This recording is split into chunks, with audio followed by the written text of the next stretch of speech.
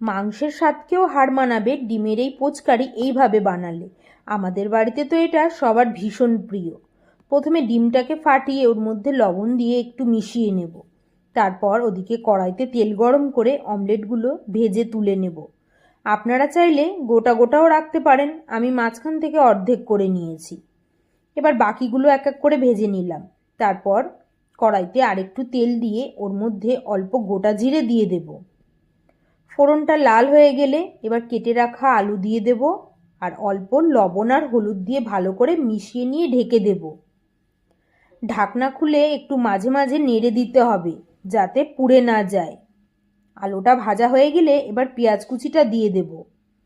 পেঁয়াজটা যাতে তাড়াতাড়ি নরম হয়ে যায় তার জন্য অল্প খানিকটা লবণ দিয়ে ঢেকে দেব অল্প আঁচে। পেঁয়াজটা হতে হতে ওদিকে একটা মশলা রেডি করে নিলাম, যার মধ্যে আছে লঙ্কা, জিরে, আদা, রসুন বাটা। এবার পেঁয়াজের মধ্যে মশলাটা ঢেলে দেব, সাথে হাফ চামচ কাশ্মীরি লঙ্কার গুঁড়ো আর পরিমাণ মতন লবণ হলুদ দিয়ে দেব। 2 মিনিট কষিয়ে নিয়ে ওর মধ্যে একটু জায়ফল জয়িত্রীর গুঁড়ো দিয়ে দেব, যেটা আমি আগেই করে রেখেছিলাম। আবার অল্প আঁচে ঢেকে দেব।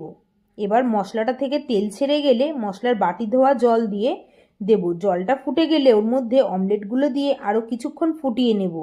ঝোলটা এবার ঘন হয়ে গেলে নামাবার আগে 1 চামচ ঘি আর গরম মশলা দিয়ে দেব। ব্যাস, তাহলেই রেডি হয়ে যাবে দারুণ স্বাদের ডিম